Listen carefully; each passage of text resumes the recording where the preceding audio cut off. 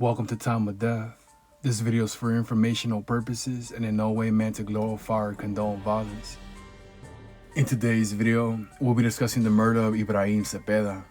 Cepeda was stabbed to death on Sunday, September 23, 2012, in the 100 block of Plaza Drive in West Covina, according to LA County coroner records.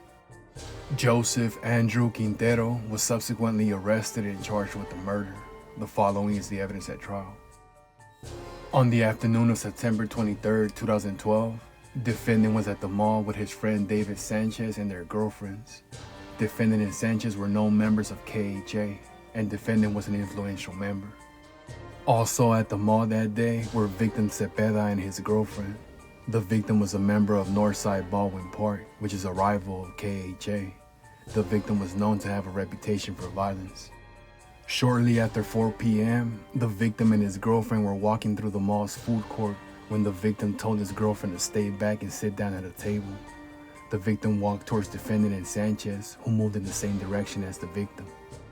The victim's girlfriend was unable to hear what the men were saying, but she testified they seemed to be arguing. The conversation lasted less than 5 minutes, after which the victim returned to his girlfriend and told her to call her mother to come pick them up at the mall.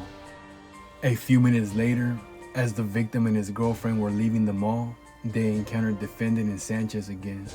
The man began arguing with raised voices. Although the girlfriend testified she could not remember what the men were saying, she previously told police detectives after the incident that defendant and Sanchez called the victim a derogatory term for members of Northside Baldwin Park. After approximately 1 minute, the confrontation ended, and the victim and his girlfriend walked toward the mall exit on the south side of the mall. When they got outside, they went to a bench and waited for the girlfriend's mother to arrive. Defendant and Sanchez left the mall with their girlfriends around the same time and went to their vehicle, a blue truck parked on the north side of the mall. Surveillance footage showed the blue truck traveling west and turning left onto a road circling the mall. The blue truck traveled southwest and stopped approximately 15 feet from where the victim and his girlfriend were sitting. The truck backed up, turned into one of the parking aisles, and parked. Defendant and Sanchez got out of the truck and walked towards the victim and his girlfriend. At that point, the girlfriend's mother arrived. The victim told his girlfriend to get in her mother's car, and he took a few steps forward to meet defendant and Sanchez. The men began arguing, and the victim took a step backward, making an arm gesture that one witness understood to be a challenge. The men then started fighting. The girlfriend testified she thought defendant and Sanchez started the fight, but she was not sure. After approximately 10 seconds of fighting, defendant took a screwdriver out of his pocket and stabbed the victim repeatedly in his back. The victim was between defendant and Sanchez, with Sanchez punching the victim from the front. The victim told defendant and Sanchez to stop, and he fell to the ground. Defendant and Sanchez continued to stab, kick, and hit the victim while he was on the ground. According to the girlfriend, the victim did not pull out a weapon. Once the fight stopped, defendant and Sanchez ran toward their truck and left.